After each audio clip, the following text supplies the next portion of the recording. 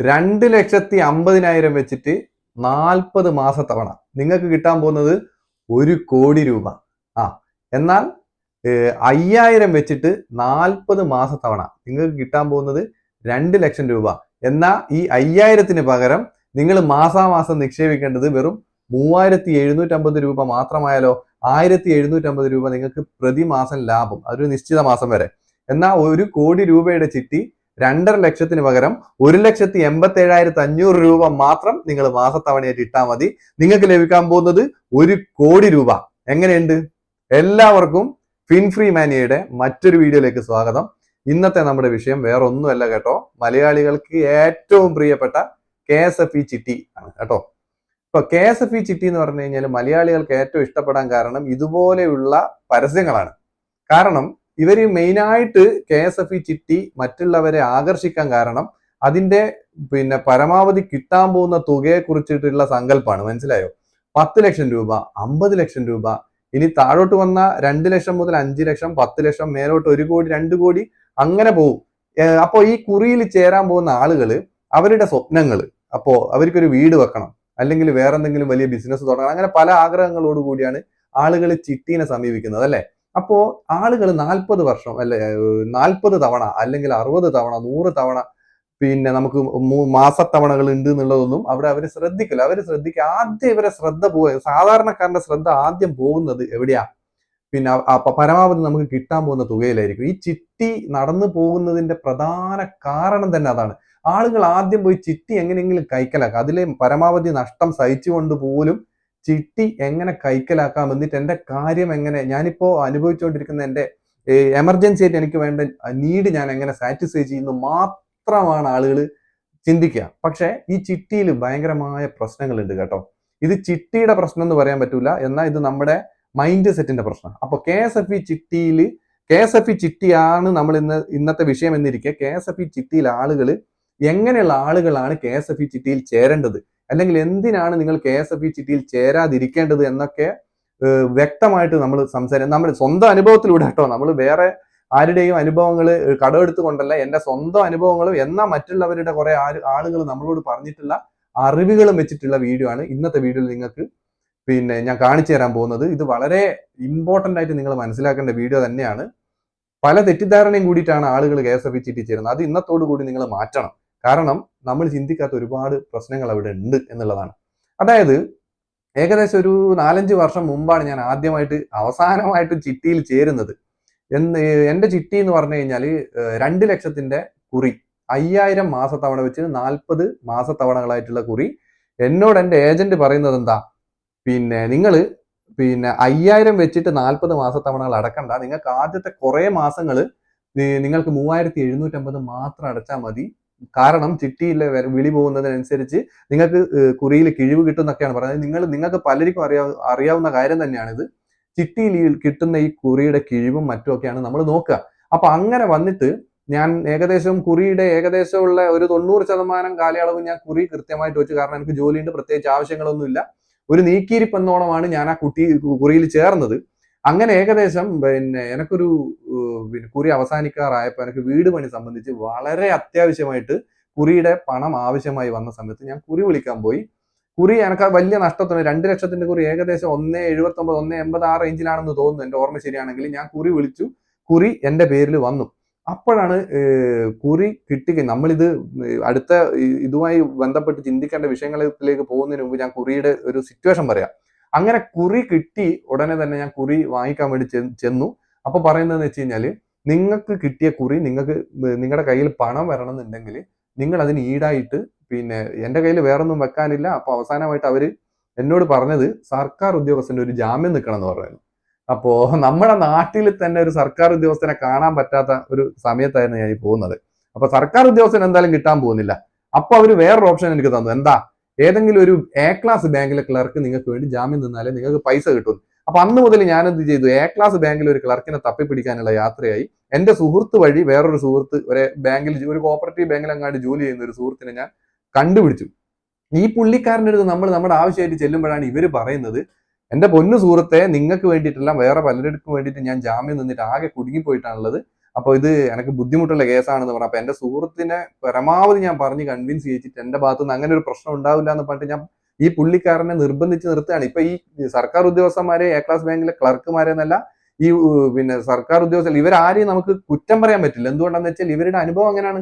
ആളുകൾ പലരും ജാമ്യം ലഭിച്ചിട്ട് അവര് പൈസ അടക്കാത്തതിന് ഇവരെ സാലറിയിൽ നിന്നാണ് പൈസ കട്ടാവുന്നത്.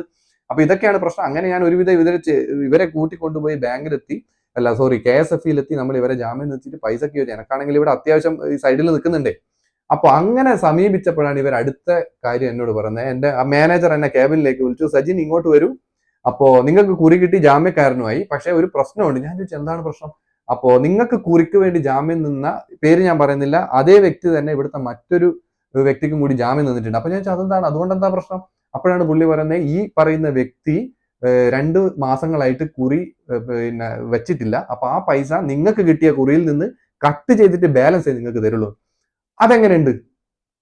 ഇത്തരം കാര്യങ്ങൾ നമുക്കറിയില്ല. അപ്പൊ നമ്മൾ ഇത് ചിന്തിക്കുന്ന പോലുമില്ല. അപ്പൊ ഞാൻ ചോദിച്ചു, ഞാനും ഈ പറയുന്ന ജാമ്യം നിന്ന വ്യക്തിയും തമ്മിലാണല്ലോ, പിന്നെ ഈ സ്ഥാപനം തമ്മിലാണല്ലോ ഒരു കോൺട്രാക്ട് ഉള്ളത്. അല്ലാതെ ഈ പറയുന്ന പിന്നെ മറ്റൊരു പുറത്ത് നിൽക്കുന്ന ഒരു പാർട്ടീനെ എന്തിനാണ് ഇതിൽ വലിച്ചെടുക്കുന്നതെന്ന് ചോദിച്ചപ്പോൾ ഇത് അവരുടെ റൂളാണ്. പക്ഷേ ഇത് നമ്മൾ അറിയുന്നില്ല, അല്ലെങ്കിൽ നമ്മൾ കുറിക്ക് ചേരുന്ന സമയത്ത് ഇതിന്റെ ബാക്കിലുള്ള മറ്റു കാര്യങ്ങളെ കുറിച്ച് നമ്മൾ ചിന്തിക്കുന്നില്ല എന്നുള്ളതാണ് ഇതിലെ പോയിന്റ്. അപ്പോ ഞാനത് പരമാവധി അവരോട് എന്റെ കാര്യങ്ങൾ, അവസ്ഥകളും പറഞ്ഞപ്പോഴൊന്നും അവർക്ക് അവരുടെ റൂള് വിട്ടൊന്നും ചെയ്യാൻ പറ്റില്ല. അവസാനം ഈ പറയുന്ന വ്യക്തിക്ക് വേണ്ടി എന്റെ കുറിയിലെ നല്ലൊരു ഭാഗം തന്നെ എന്നെ സംബന്ധിച്ച് അന്ന് വളരെ വിലപ്പെട്ട ഒരു എമൗണ്ട് ഈ കുറി പിന്നെ വീഴ്ച വരുത്തിയ പുള്ളിക്ക് വേണ്ടി അടച്ചിട്ട് ബാക്കി തുക മാത്രമാണ് എനിക്ക് കിട്ടിയത്.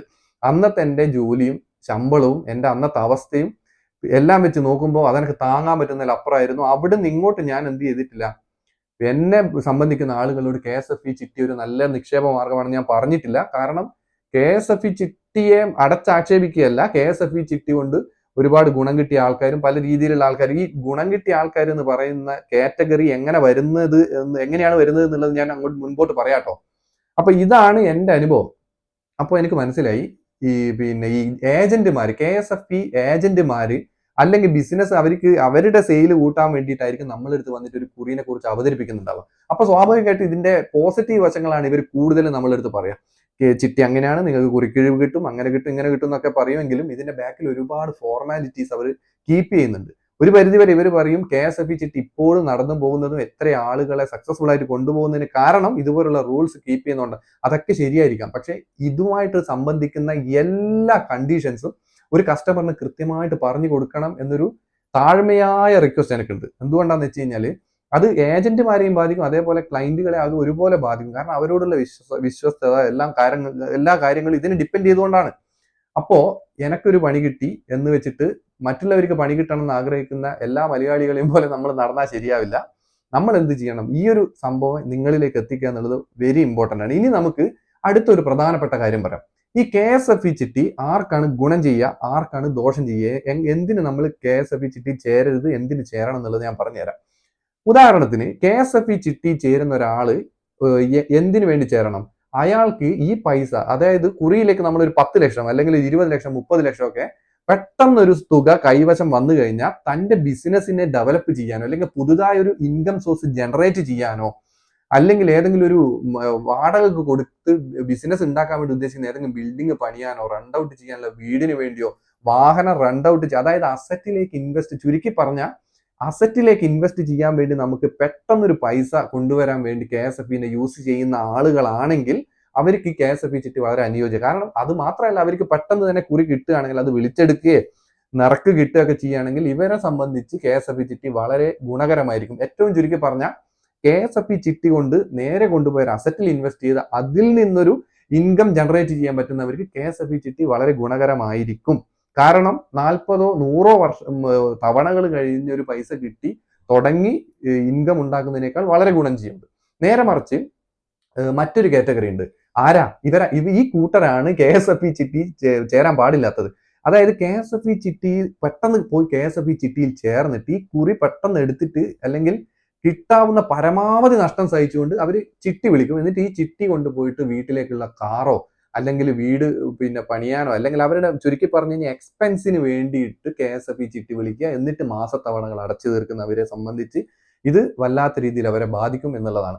കാരണം നമ്മൾ നമ്മുടെ ചെലവിലേക്ക് കൊണ്ടുവരാൻ വേണ്ടിയിട്ട് നമ്മൾ അല്ലെങ്കിൽ ഈ ഒരു 40 തവണകളൊക്കെ കഴിഞ്ഞിട്ട് കിട്ടുന്ന ലാഭത്തിന് വേണ്ടി കാത്തിരുന്നു കൊണ്ട് KSF ചിട്ടിയിൽ നിക്ഷേപിക്കുന്നവർക്കും ഇത് വലിയ ഒരു ലാഭമൊന്നും തരുന്നില്ല എന്നുള്ളത് നിങ്ങൾക്ക് കൃത്യമായി മനസ്സിലാവും. എപ്പോഴാ നിങ്ങൾ നിങ്ങളുടെ നിക്ഷേപം കുറച്ചൊന്ന് മാറ്റി KSF നിന്ന് മാറ്റിയിട്ട് ഒരുപാട് നിക്ഷേപങ്ങൾക്കുള്ള ഓപ്പർച്യൂണിറ്റി ഇപ്പൊ നമുക്കുണ്ട്.